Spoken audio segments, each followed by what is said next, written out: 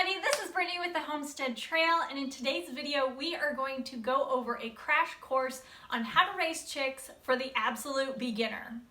Now, I am by no means an expert, but we have raised a ton of chicks over the last several years, and at the beginning we really did a lot of research and we really did things by the book, but as the years have gone by, we've kind of developed our own ways that we've been doing things that have worked really well for us. So for today's video, we are going to go over the brooder setup, which is a container that you're going to keep your chicks in for the first 5 to 6 weeks or until they are fully feathered and ready to be moved outside to the coop. We're going to assume that you're starting with chicks who are about the same size as this guy. He is less than a week old, I think 3 days now. And this is about the size that you're going to start off with if you buy from a feed store or order from a hatchery. He's so cute. Look at you. Look at your little wings. He's so precious. This is a Jubilee English Orpington. So he is little now, but he will get very big someday. The first thing to consider is placement of your brooder. You're going to want a draft-free, warm room to keep them in. We have ours in a spare bedroom. It is March here in Indiana, and so even though they have the heat lamp, it's still too cold for us to keep them in our unheated pole barn. Good ventilation and a window if possible are also good ideas because starting at about 3 weeks of age, these guys really start to smell. A side note with the heat lamp is if you do decide to keep these in your house, make sure you do have a working smoke alarm in the same room. With these heat lamps, there is a significant fire risk. The size of your brooder is going to depend on how many and what kind of chicks you have, but you always want to go as big as possible. Keep in mind, chicks grow very fast, and they're going to live in here for 5 to 6 weeks, so you want ample space for them to be able to not only get away from the heat source, but also to get away from each other, and that's going to prevent pecking and bullying issues. I believe this is a 100-gallon rubber water trough, but I have 8 chicks in here. They're about a week old now, and as you can see, there's plenty of room left for them to grow and run around. And then over here, we have a much bigger metal water trough, and we have, I don't even know how many chicks are in there now, but you can see there's still ample space. We could add more chicks in here if we needed to. Both of these are probably a little over 2 feet high, and they're probably a good 3 feet wide. So as you can see, we prefer metal and rubber water troughs for our brooders. You can find these on the internet like Craigslist and Facebook Marketplace for pretty cheap. Once they get holes in them and they're not able to hold water anymore, people usually just want to get rid of them. This rubber one we actually bought for only $15, so they're definitely out there. You just kind of have to look. A lot of people also build their brooders out of wood and chicken wire, so that's also an option. I've seen rabbit cages being used. I see a lot of people using like Rubbermaid totes, and I think those would work in a pinch, but I think it's hard to find ones that are actually big enough to really work for what you need. And also with the plastic, I worry about the heat lamp getting too close to the side and causing it to melt. I've even seen some people use a spare bathtub as a brooder, so you can get creative for sure. And I do want to say that chicken math is a very real thing, so even though you may be thinking, I don't want to spend a bunch of money on a brooder because this is going to be the only time I brood anything, but I promise you guys, you will want more chicks after you raise your first batch. So go ahead and make the investment, and if all else fails, you can just sell it on the internet. Okay, so let's talk about the heat source. So even though these guys are in a heated room, it's probably 70 degrees in here now, they still need an additional heat source so that they can get up to about 95 degrees. There's a couple new options as far as heat sources, but the most tried and true, and I think probably the most common version, are just your good old heat lamp, which is what I've got here. You can see they look a little bit different, but they're both pretty much the same thing. They have their guards on the front. You do usually have to buy the bulbs separate. There really isn't any difference between the red and the white bulbs, other than the red bulbs are typically used if there's any concern about pecking. The red color hides any scabbed or bloody spots, and so it keeps the other birds from pecking at each other. You will keep the heat lamp on 24/7, even at night, until the chicks are fully feathered and they're ready to go outside. Occasionally, if they are ready to go outside, but the weather's not cooperating, I'll go ahead and I'll turn the heat lamp off, but I'll keep them in the brooder for another couple of days, just until the weather improves and they're ready to go out. When you buy your heat lamp, they will have a clamp that looks like that attached. I'm using it here to hold my cord, but it'll come with one of those and it'll attach with one of these type of bracket things. And that's so you can clip the heat lamp to the side of your brooder.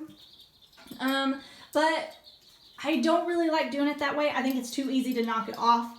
So instead what we do is we have hooks in our ceiling, you can see there, and we just use a dog chain and we hang it from the ceiling. I find that this is a lot safer, less of a fire risk, just because as the chicks get older, they'll start jumping around and flying and they knock into the heat lamp pretty frequently. That's another reason why you want to have that guard there.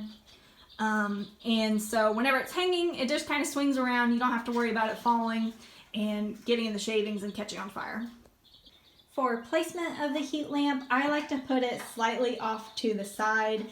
You can see the camera's kind of exaggerating this a little bit, but you can see that there's an area where they can get completely underneath the heat lamp, right around here. And then like over here, this is all shadow. So this is a totally cool spot. They like to be over there in that corner. I think mostly because I'm standing here, so they're kind of trying to get away from me. But so like all this area here is all cool for them. So the chicks are very good at regulating their own temperature. They'll go where they need to be if they're cold or if they're too hot. So you want them to be able to get completely out of the heat or completely underneath it. So this kind of ties in with the size of your brooder. You want to make sure it's big enough. You don't want them to be stuck. If my brooder was only this big, they wouldn't have any choice but to be underneath the heat lamp the entire time, and so they would probably overheat pretty quickly. Another consideration with the heat lamp is how high to hang it. So most guides will tell you for the first week, if you have less than 1 week old chicks, you want the heat lamp to be about 18 inches from the ground. So that's about where we're at with this one. And then they say every week you're supposed to raise it. I think it's 3 inches a week. So I think that's a fine guide to start out with for beginners. I think 18 inches is pretty good across the board. My problem with that is it doesn't account for any variables. Like your room that you have the brooder in might have a draft that you don't know about or something like that. So as a general rule, what I prefer to do is to have the chicks tell me what they need. So what I like to see is if you were to take a string from the middle of the bulb and go straight down, I like to see the chicks hang out around probably 6 inches to about a foot outside of that, if that makes sense. So I like them to be like around this section here. I don't like them huddled up right underneath it because that's the hottest spot. And I don't like them clear, like, you know, hiding in the shadow of their feeders or clear over here on the other side. They're kind of hovering over there because they're hiding from me, but if they were like panting back here, then I would know it's way too hot. If they were huddled right underneath there all together, then I would know it's way too cold and maybe there's a draft or something that I didn't account for. So if they're hanging out right around here most of the time and kind of playing over here every once in a while, eating, drinking stuff over here, but they like to sleep underneath here, then I know I am about perfect. And that will change as they get bigger. These guys are just starting to get their wing feathers in, so they aren't really feathered enough to change much, but as they get more feathers, they'll start hanging out further and further away from the heat lamp. They still rely on it every once in a while, but you'll be able to see the difference when they don't need it as much. So don't worry too much about the heat lamp. So long as they're active and they're moving around most of the brooder, you should be okay. But if you do see them hovering right underneath it most of the time, you can go ahead and lower it a couple inches. If you notice that they're trying to get away from it as much as they can, you can go ahead and raise it a couple of inches and just play around with it. They're pretty forgiving.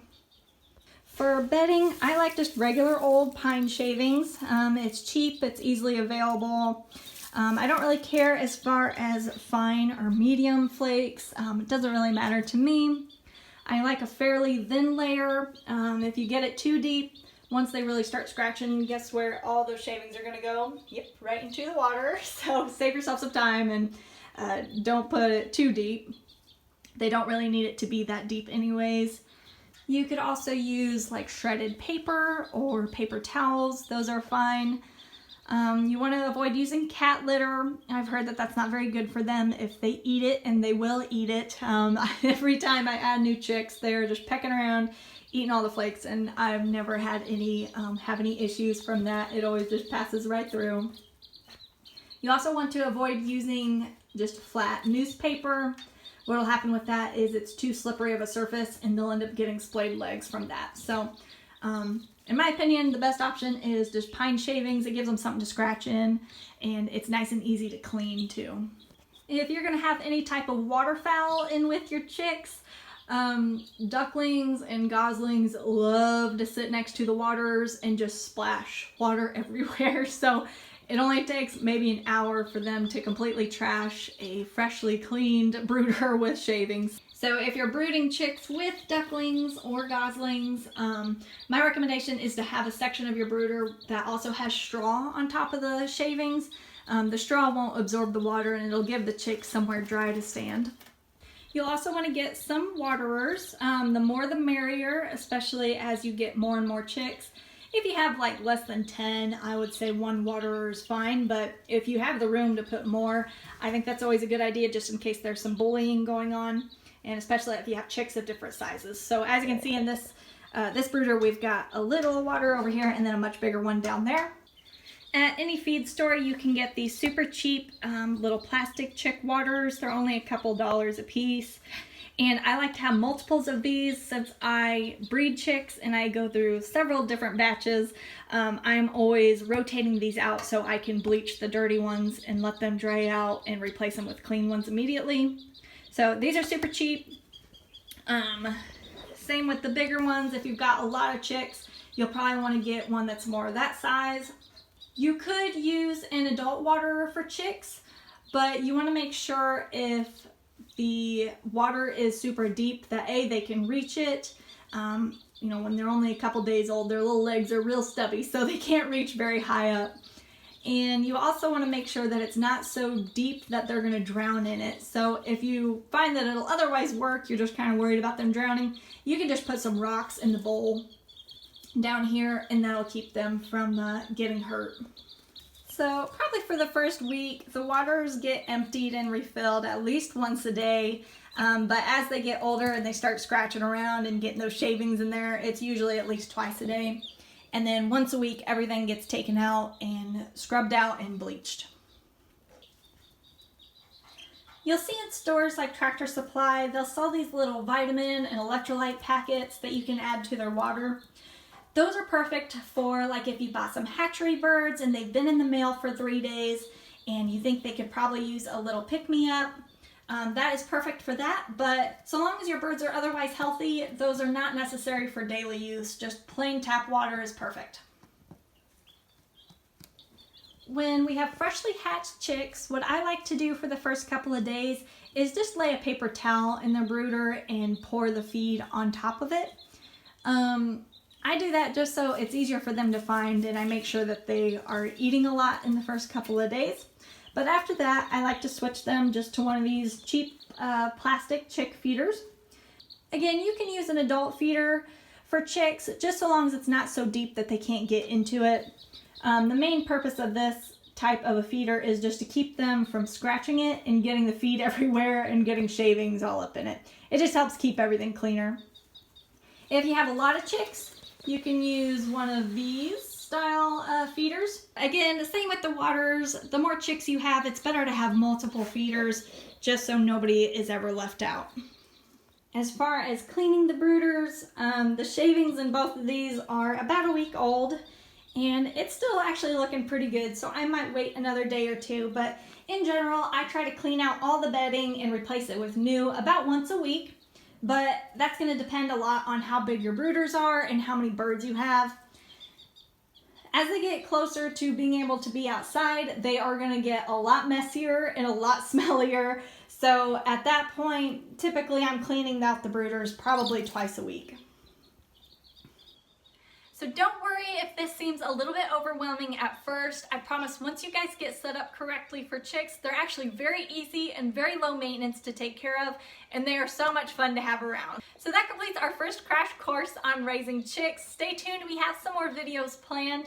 Don't forget to subscribe and give this video a thumbs up. I really appreciate you guys watching, and I'll see you in the next video. Bye.